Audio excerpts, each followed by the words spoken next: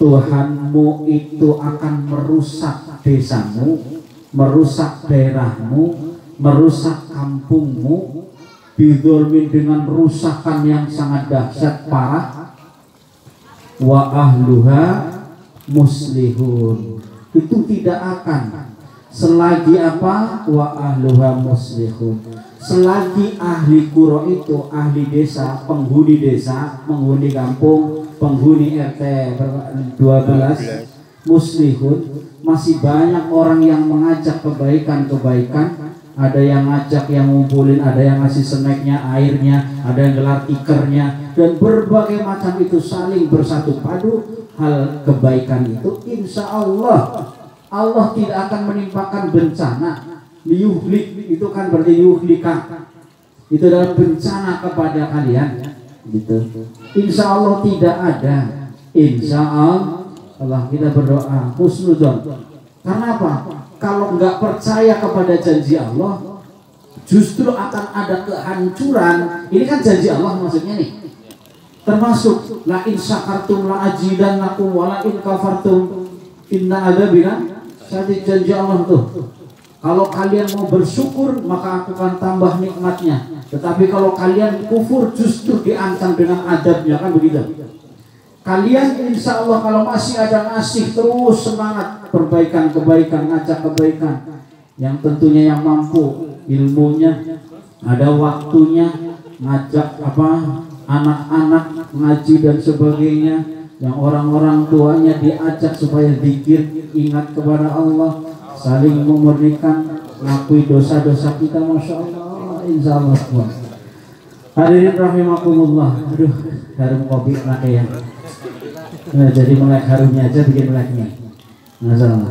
Bapak Ibu yang saya hormati, makanya manusia kejarnya adalah kita sudah beriman kemudian takwa. Insya Allah manusia itu adalah paling derajatnya lebih tinggi dan sempurna daripada makhluk Allah yang lainnya. Tetapi kita jangan membanggakan amal ya. Iblis itu kalau amalnya manusia jauh, bisa jadi gitu ya, bisa jadi.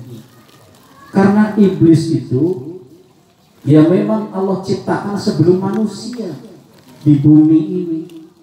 Ribuan tahun ibadah di dunia, tidak ada tempat yang tidak buat sujud oleh iblis di dunia.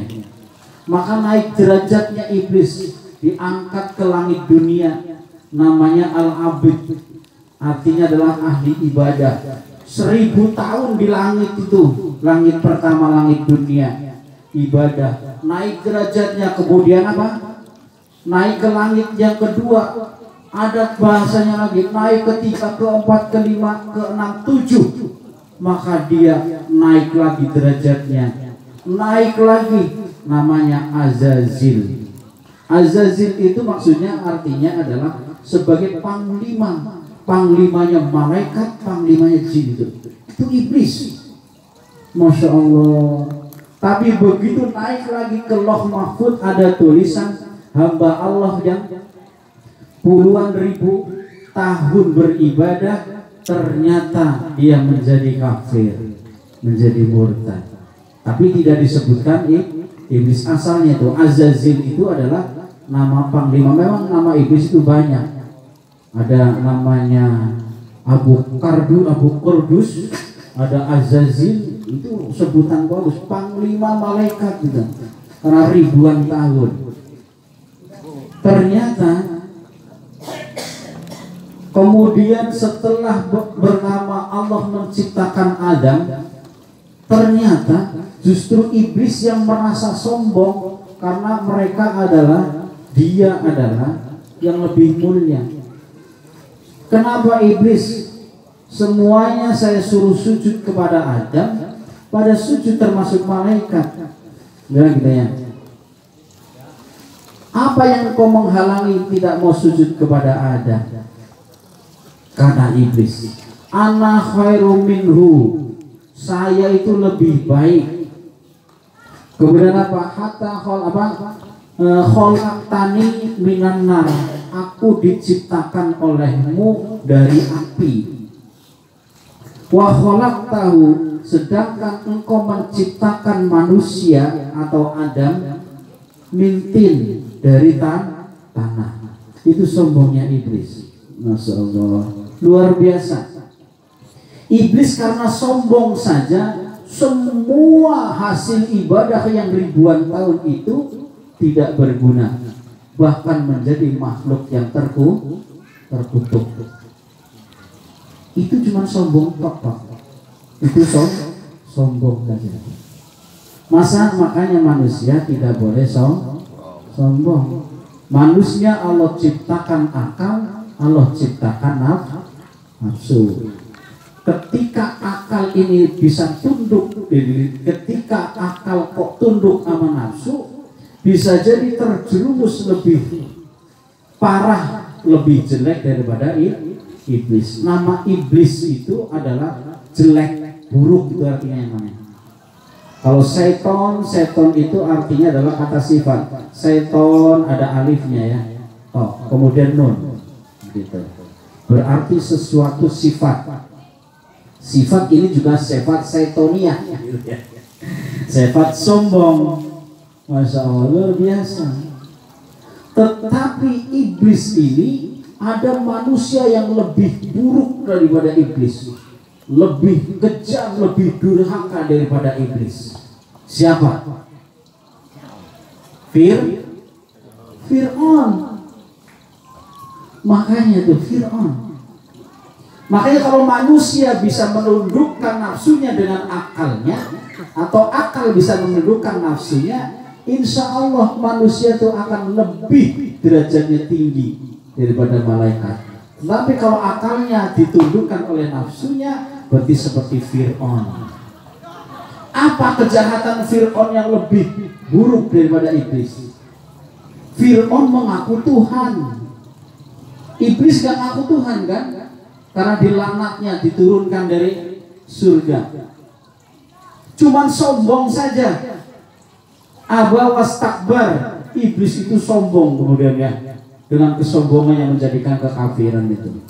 Masya Allah. Makanya amal kita mudah-mudahan yang kita lakukan Allah terima. Amin. Menjadi bekal kita nanti. Dan mudah-mudahan kita adalah sebagai manusia hamba Allah yang husnul khatimah. Itu yang akhir itu ya yang kita harapkan, husnul khatimah.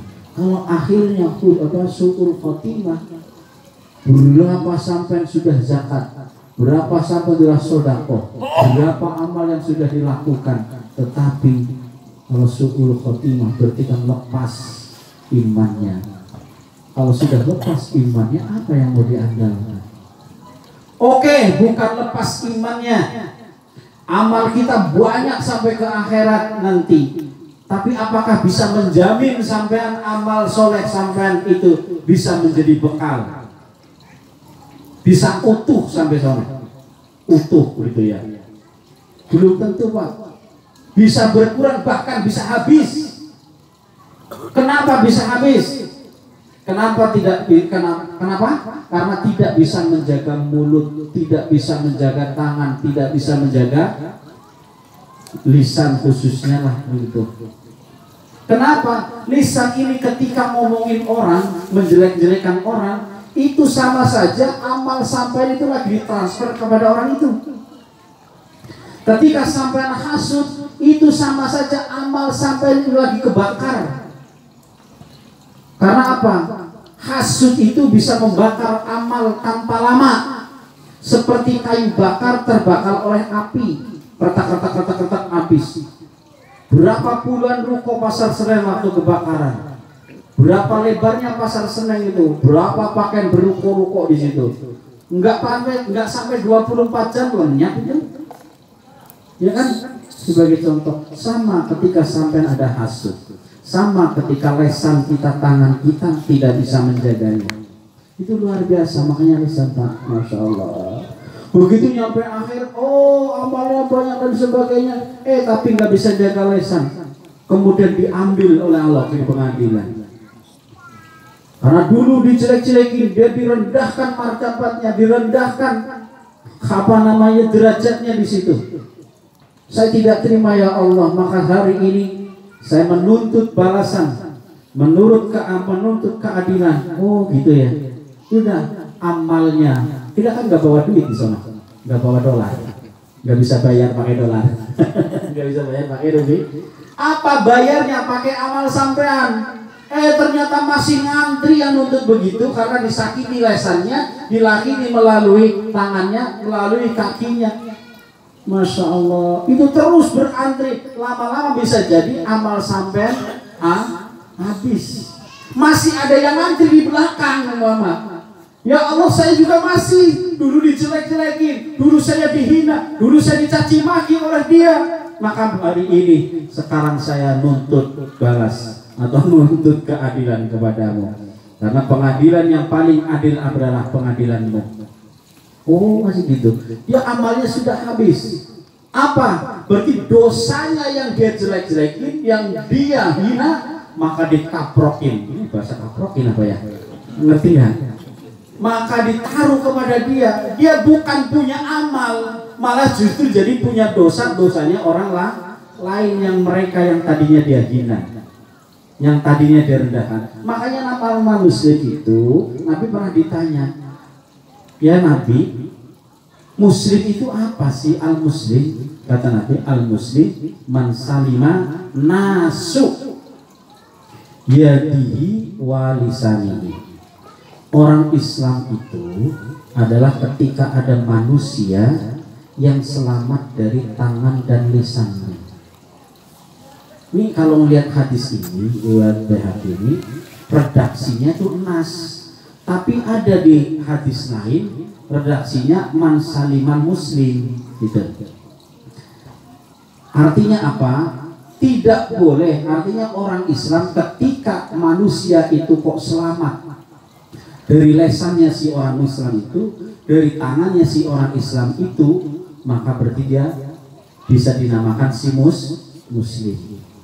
Tetapi dia tidak bisa menyelamatkan lisan dan tangannya kepada manusia. Berarti manusia kan bisa jadi muslim, non muslim, siapa saja kan, walaupun tidak seiman dengan dia, walaupun tetangganya tidak seiman dengan dia, tapi disakiti, merasa terancam dan sebagainya, berarti dia belum dikatakan si muslim. Hanya status Islam aja di KTP. Itu luar biasa. Masalah, makanya lesan hati-hati. Lesan harus hati-hati. Sejahat-jahatnya manusia, kalau kita ambil contoh itu, di surat Al-A'raf kan ada 12 itu, yang kisahnya Al-A'raf. Ya kalau masalah ya, bukan Al-A'raf. Di surat Toha apa itu ya? Toha, surat Toha ayat 43, 44 kalau nggak salah. Apa Allah berfirman? Idhaba ila fir'auna innahu tagha faqula lahu qawlan layyinah la'allahu yatadzakkarun aw yakhsha. 2 ayat tuh. Surat Toha. Ya kalau yang punya HP ya cek, takut saya salah lah. Surat Toha 43, 44. Artinya apa? Idhaba itu ada alifnya. Idhaba, pergilah kamu Musa bersama Harun. Ila fir'auna, kepada Fir'aun. Innahu toho, sesungguhnya Fir'aun itu dah keterlaluan begitu. Faqula lahu qaulal layyinah, maka berkatalah, ngomong lahu kepada Fir'aun, qaulal layyinah, ngomong tapi yang lemah lembut, ngomong alon-alon ya, lemah lembut, bukan alon-alon itu. Aku mundur alon-alon mergo apa? Terusin dong. Aku sadar gitu ya, masalah artinya apa? Qaulal layyinah, orang Fir'aun itu ngaku Tuhan saja. Allah mengutus Nabi Musa dengan Harun ya, dengan Harun saudaranya. Harun ini diangkat Nabi juga, asal proposal dari Nabi Musa, maksudnya permintaan dari Nabi Musa. Artinya adalah Harun ini tadinya Musa ini mengajak Harun saudaranya bukan untuk niat diangkat jadi nabi, tapi untuk menemani. Karena apa? Kalau Nabi Musa ini besarnya kan di kerajaan Fir'aun dulu ceritanya gitu ya. Jadi bahasanya bahasa antara Israiliyah dan Ibrani beda gitu ya. Kalau si Harun ini, Nabi Harun adalah ngerti dengan bahasa Ibrani, bahasa halusnya, bahasa kalau kayak gitu ya. Itu kan kalau di Injil kan bahasanya Ibrani gitu, bahasa halus gitu. Nah, supaya lebih halus, maka bolehkah saya mengajak saudara saya Harun? Maka diperbolehkan. Bahkan oleh Allah Harun diangkat sebagai nabi. Padahal pemerintahan Nabi Musa hanya menemani dengan Harun, bukan sebagai nabi. Itu di tafsirnya ya, marah nabi itu begitu. Itu luar biasa. Apa yang bisa diambil di surat Toha ayat 34, ayat 4344 itu? Fir'aun saja yang mengaku Tuhan, ketika mau diingetin, ketika dia mau supaya disadarkan, Musa kaulan layyina, berkatalah lemah lembut itu kepada Fir'aun yang ngaku Tuhan.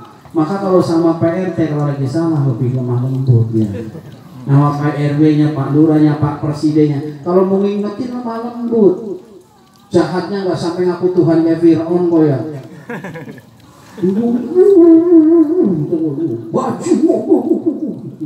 Masya Allah.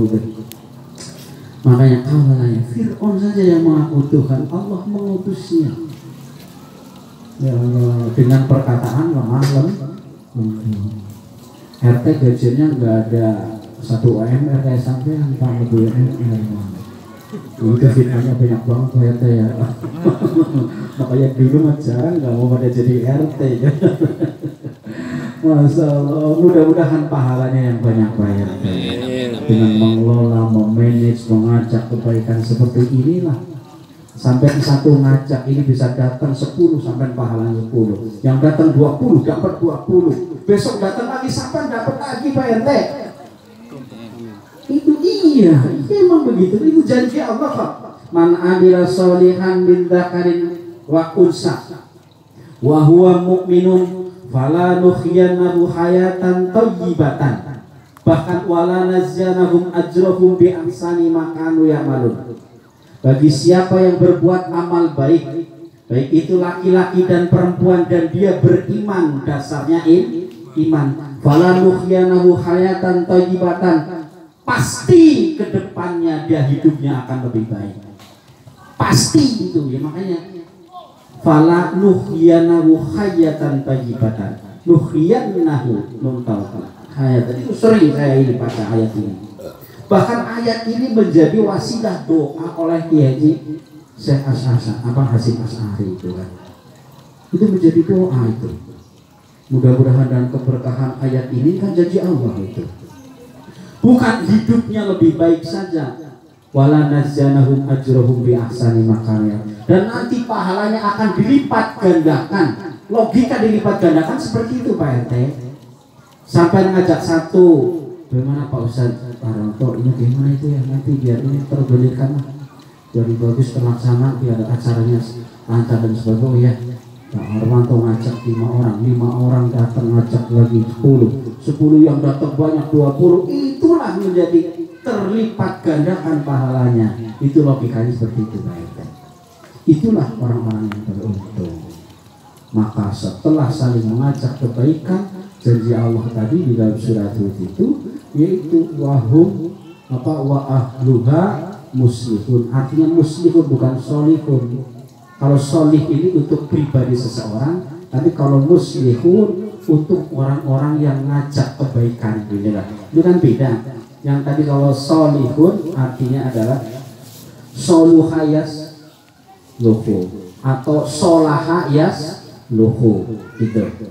Kalau lam fiilnya berubah huruf, salah satu huruf halak, maka boleh diikutkan wazan fa'ala yaf'alu, walaupun aslinya itu adalah fiilnya fiil lazim dengan mengikuti fa'ala yaf'ulu, itu begitu. kalau aturan serumus disorot. Insya Allah selagi masih ada orang yang mengajak kebaikan, kemudian beristighfar, bertakbir, bertahlil dan sebagainya kepada Allah Subhanahu wa Ta'ala, semakin jauh kiamat, semakin jauh bala, jauh, corona jauh, Omikron mudah-mudahan gak nyampe sini. Ada lagi Omikron anak maning bahaya. Udah dari Delta dari Delta ke Alpha terus belajar. Dari Delta, Alpha, Beta, apa lagi? Omikron ya. Apa?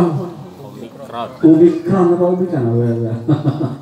Ya Allah, mudah-mudahan kalau jauhkan bala billahi. Amin. Oh iya, mama jadi lupa bukan hajinya.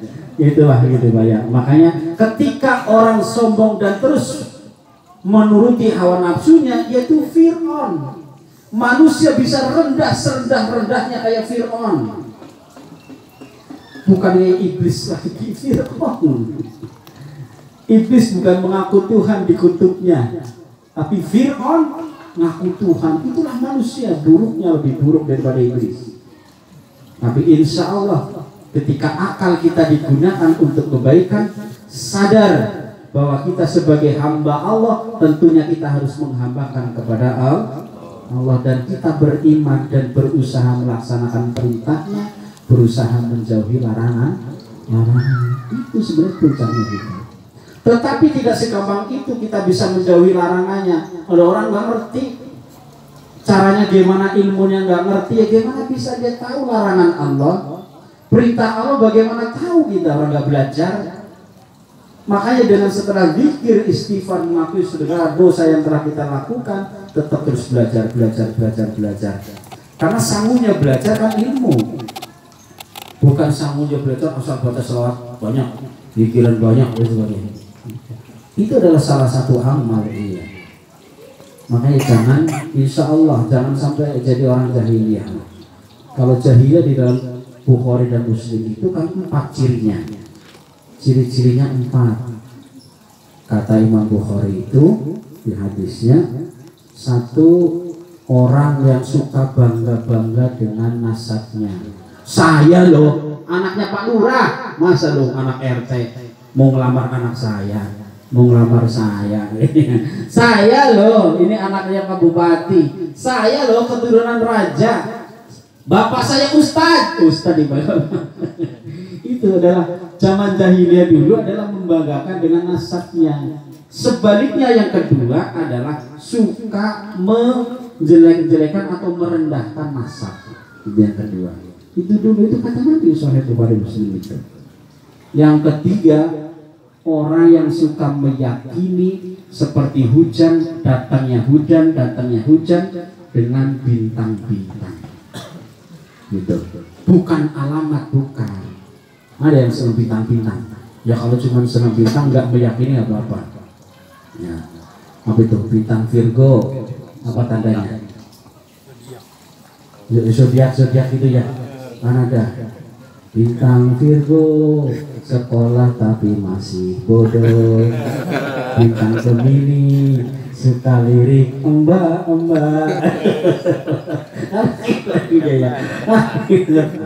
Oh bintangnya bagus toh. Oh minggu ini bintang Scorpio mama gitu.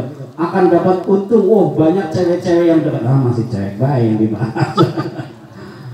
Dan itu kalau meyakini hal itu yang terjadi karena bintang, hitungan bintang maka kafir. Artinya ada kata-kata kafir itu memang secara lafziah hadis ya. Ada ulama yang mengatakan termasuk Imam Syafi'i, kalau meyakini turunnya hujan karena bintang-bintang itu makruh gitu ya. Tapi kalau alamat yang apa-apa. Contoh BMKG nyaring di televisi daerah Jakarta berawan, daerah Bekasi hujan. Gitu. Dan itu memang dengan alat-alat yang menjadikan tolak ukur akurat dan sebagainya, tapi sebagai alamat saja, bukan meyakini. Ketika meyakini bahwa yang menciptakan karena bintang itulah yang menjadikan hujan, bukan Allah yang menciptakan. Kita harus yakin bahwa yang menciptakan hujan Allah, yang menurunkan hujan Allah. Tentunya Allah menurunkan hujan, dia sesuai dengan kebutuhan di daerah itu. Kan ada di ayat Al-Quran itu, Allah menurunkan hujan di tempat itu sesuai dengan kebutuhan yang ada di situ. Sebagian buat menumbuhkan pepohonan atau tanaman-tanaman, sebagian sebagai kebutuhan minum oleh makhluk hidupnya, manusia dan sebagainya. Itu sudah diatur. Mari mudah-mudahan insya Allah Allah menurunkan hujan di KSP sesuai dengan kebutuhan umat di KSP, sesuai dengan hambanya di KSP. Ya SP bukan berlebih. Kalau hujannya yang kayak Kanada gimana tuh? Sekarang kan Kanada lagi hujan es ya, hujan salju. Saya lihat di TV One ada berita Kanada suhunya sekarang 50, min 50 kayak apa coba? Makanya itu ngelihat apa namanya salju itu numpuk di rumah, apa kata salju itu, salju akan nutupin rumah. Ya, coba kalau sini hujan salju-salju begitu, ya Allah, orang tidur di AC suhunya 2-3 derajat itu plus loh ya, masih plus. Itu saja dunia gak karu-karuan ya. Kalau min 50, masya Allah, sukanya kan. Maka Indonesia ini negara yang subur. Makanya orang-orang luar negara lain itu luar biasa iri sebenarnya. Artinya Indonesia ini nanti menjadi mercusuar, negara subur, surganya dunia, luar biasa. Apalagi hasil nikel internasional paling nomor 1, itu luar biasa. Makanya insya Allah Indonesia juga rakyatnya harus pada pinter ya, pakai ini pinter-pinter yang bener gitu ya. Terus ingat Allah kayak gitu. Silakan sampai mau ahli teknik, ahli elektronik, ahli otomotif, tetap pikiran mah datang pikiran. Taklim mah ikut taklim gitu. Silakan sampai punya jabatan supervisor, superintendent, manager dan sebagainya di PT sampean, gajinya gede. Bayarnya pikiran mah hadir, pikiran mah. Karena disitulah bisa jadi sampai istighfar sampai lupa di rumah. Maka diingetin sampai sini istighfar, tasbih, oh fadilahnya dan sebagainya. Insya Allah Bapak juga hadirin saya hormati. Oke, baru 30 menit. Biasanya kan jatahnya panjang ya. Kok ketawa? Orang saya aja yang ngomong, nggak apa-apa, kok panjang, nggak apa-apa kan? Yang penting wani biro. Oke, bismillahirrahmanirrahim. Taklim kita